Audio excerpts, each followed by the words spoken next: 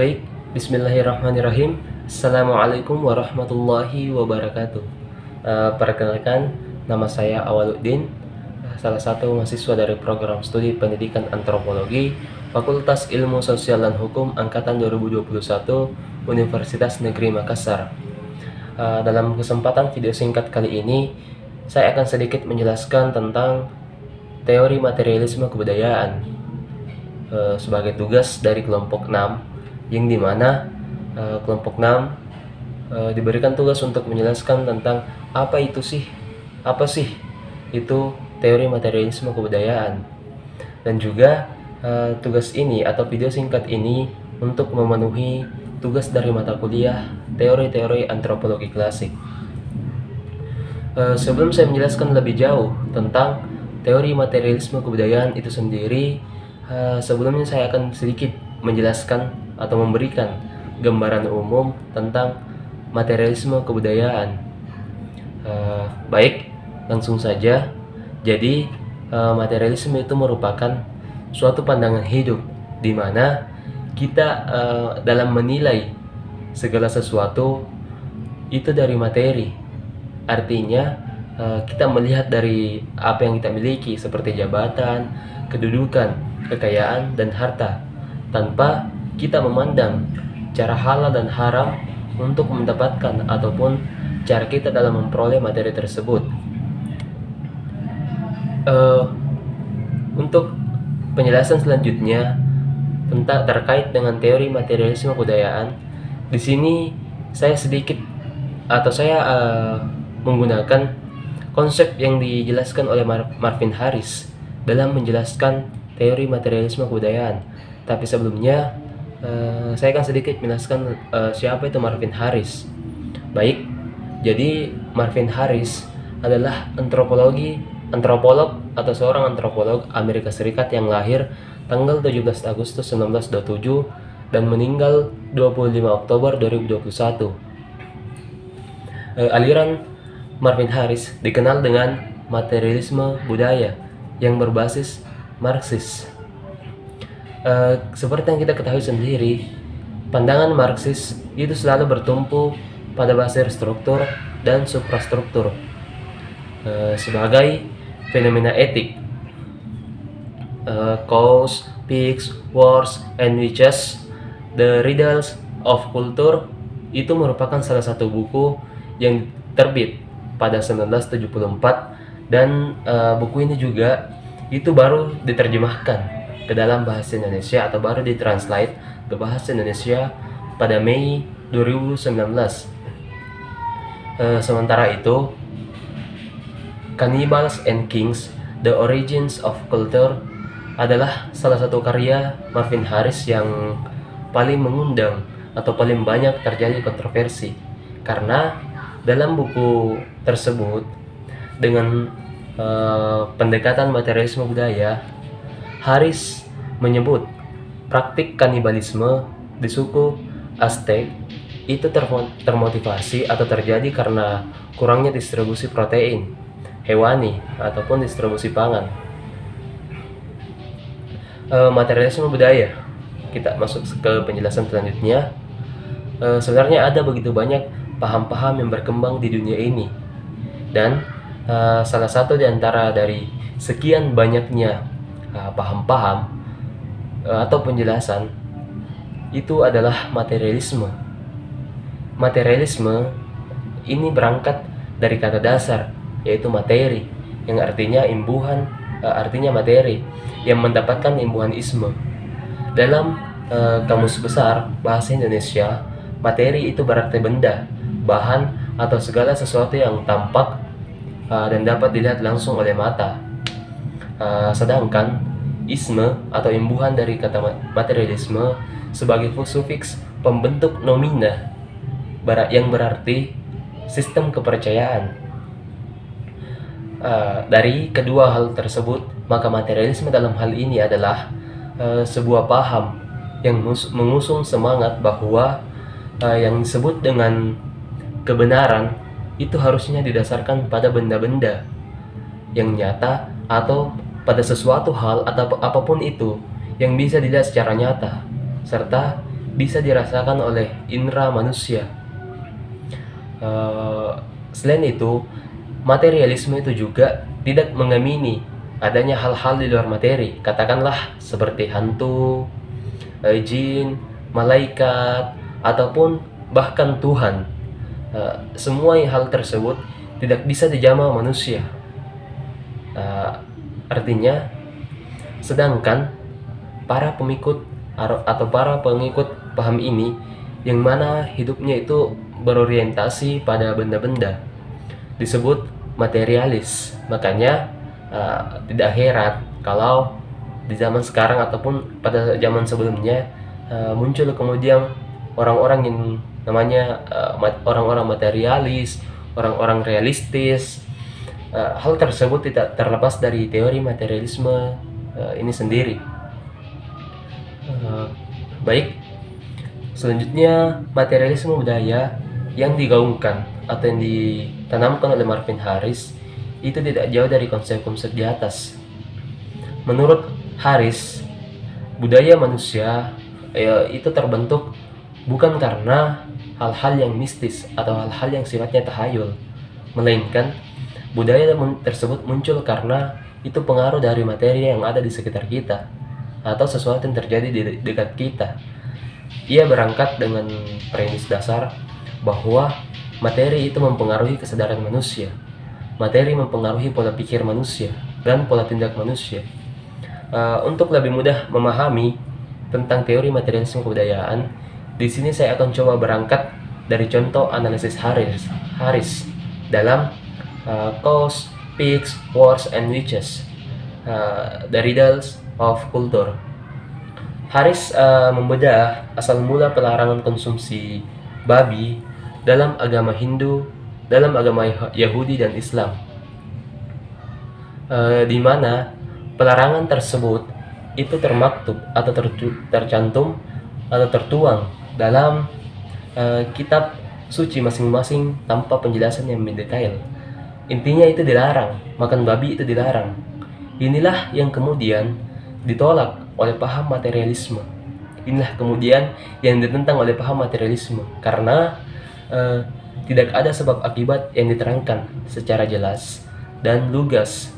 Dan tugas Harris itu adalah membedahnya atau menganalisisnya dan menjelaskannya secara rinci. Agama Yahudi sebagaimana dengan Islam adalah agama samawi yang muncul dari Timur Tengah. Yang pertama, kita harus melihat bahwa secara geografis wilayah tersebut adalah wilayah gurun yang panas, yang tandus. Babi seperti halnya kuda Nil itu membutuhkan kubangan untuk menjaga kelembapan tubuhnya sehingga mereka bisa bertahan hidup.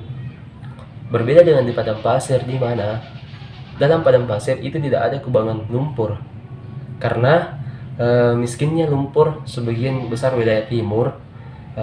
Tengah adalah gurun yang dimana itu merupakan tanah yang gersang, yang seharusnya tanah yang gersang atau tanah yang tandus tersebut bisa digunakan untuk berkubang.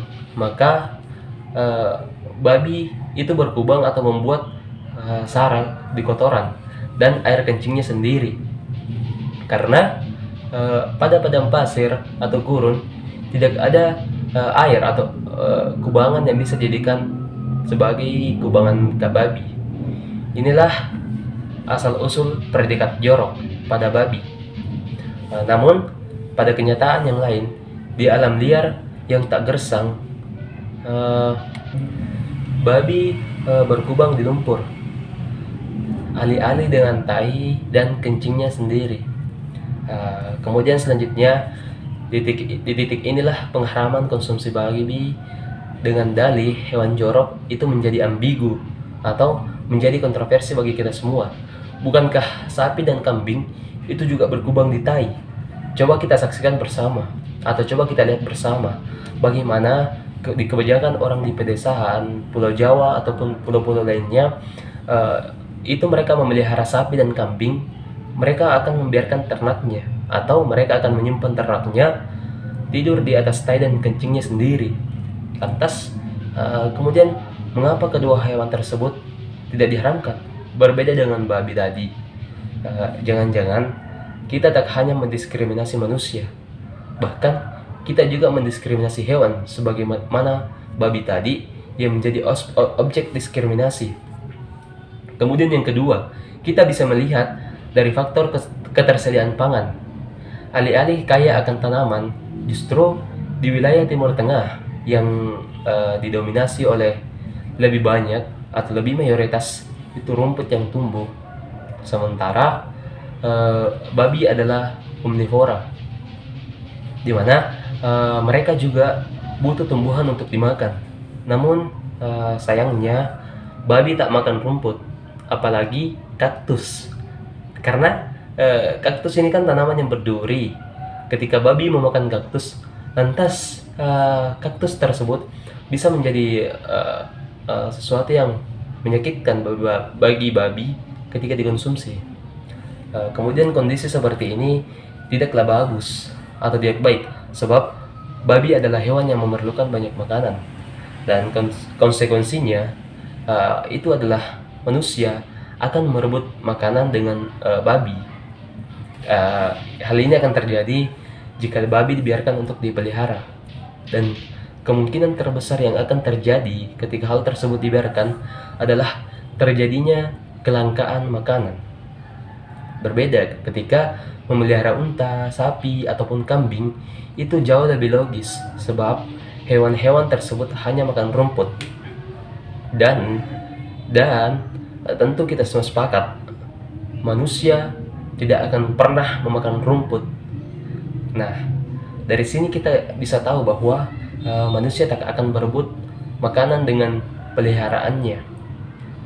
Kemudian untuk keuntungan lainnya itu adalah hewan-hewan tadi itu menghasilkan susu yang bisa kita konsumsi, dan wool dari kambing atau domba yang bisa menghangatkan badan ketika musim dingin. Berbeda dengan babi, tidak ada sama sekali. Kemudian dari premis-premis tadi, Haris berpendapat bahwa pengharaman konsumsi babi adalah hal yang sangat logis di wilayah Timur Tengah, di mana jelas tujuannya adalah untuk menjaga keseimbangan ekologis. Namun menjadi tak logis ketika pengharaman itu dilakukan di daerah lain, sebab beda wilayah tentu beda pula konteksnya.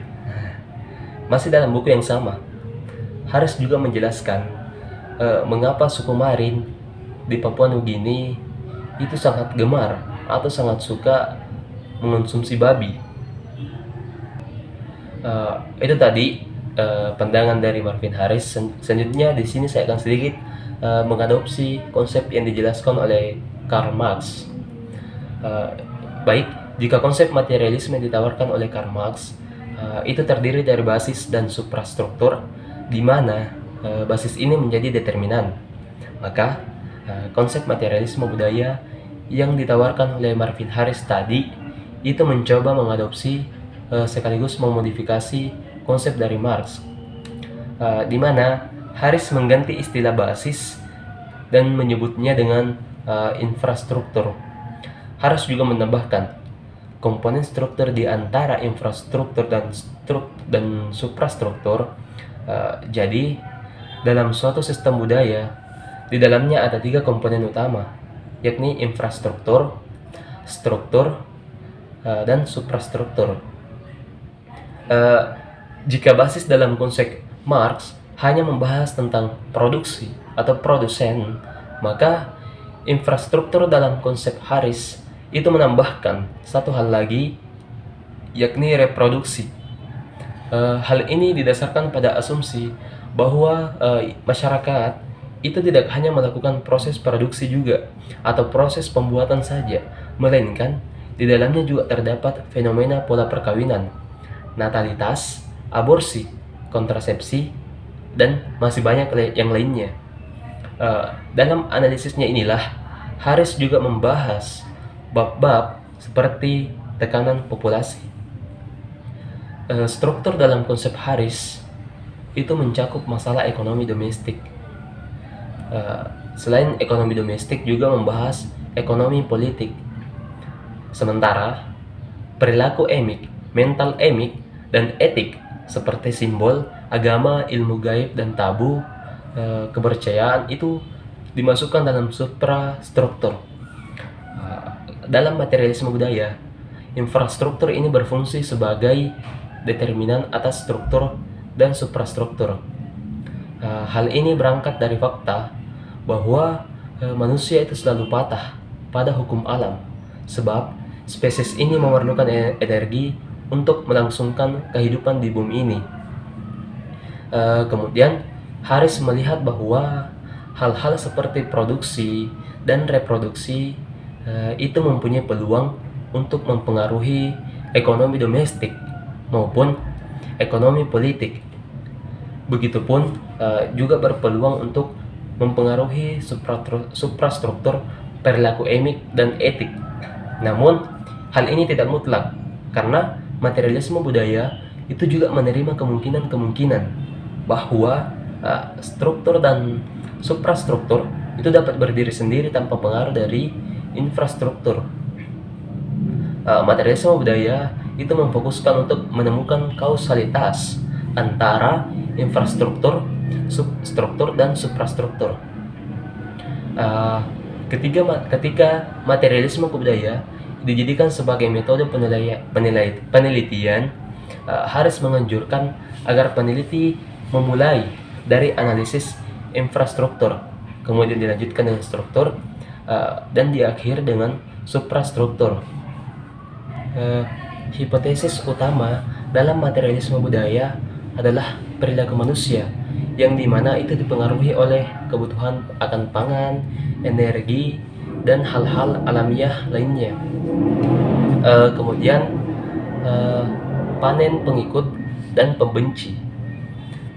Konsep materialisme budaya yang diusulkan oleh Harris itu membuatnya menuai atau mendapatkan banyak pujian, namun sekaligus juga mendapatkan banyak cacian.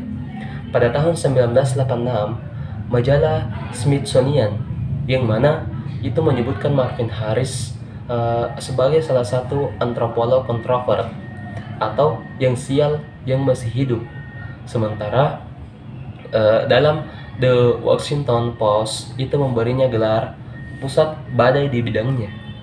Namun The Los Angeles Times malah menyebutnya sebagai si over generalisasi karena metodenya dianggap terlalu menggeneralisir banyak hal atau banyak komponen. Jika ada selain ilmuwan yang kontra dengan Harris, maka orang-orang itu biasanya menyebut mereka sebagai agamawan. Konsep materialisme budaya dianggap sebagai bentuk perlawanan terhadap agama atau bentuk pemberontakan terhadap agama. Akan tetapi dari konsep materialisme budaya pula, Harris itu mendulang atau membuatnya memiliki banyak pengikut. Kontribusinya itu membuatnya disebut sebagai neo-Marxis. Itu tadi sedikit penjelasan tentang teori materialisme budaya ketika kita berkaca dari konsep yang diberikan oleh Marvin Harris. Dan sedikit kesimpulan yang bisa saya ambil dari sekian banyaknya paham-paham atau sekian banyaknya penjelasan yang dijelaskan oleh Marvin Harris tentang teori materialisme budaya. Jadi kalau menurut saya sendiri, materialisme budaya itu merupakan suatu paham di mana paham tersebut itu mengarahkan kita atau mengonstruk kita atau mendoktrin kita dalam menilai segala sesuatu. Di mana kondisinya itu ketika kita akan menilai sesuatu atau ketika kita akan melihat sesuatu, maka kita akan melihat secara materi atau kita akan melihat secara apa yang orang lain punya, apa yang orang lain miliki. Nah, seperti jabatan atau kekayaannya dan sebagainya. Ketika misalnya kita mencari teman, pasti sedikit dari banyaknya orang yang menganut paham materialisme itu menilai orang tersebut atau mencari teman dengan menggunakan paham tadi, dengan menggunakan tolak ukur untuk menjadi temannya harus mempunyai ini dan segala macam. Nah, kalau menurut saya pribadi, konsep materialisme atau konsep penilaian berdasarkan materi atau benda-benda itu juga tidak sepenuhnya dibenarkan untuk kita gunakan, apalagi dalam mencari teman ataupun pasangan misalnya dan sebagainya. Namun saya juga tidak bisa menyalahkan konsep atau gagasan yang telah dijelaskan oleh Harris tersebut, karena Marvin Harris ini adalah seorang antropolog, sedangkan saya ini statusnya masih seorang mahasiswa.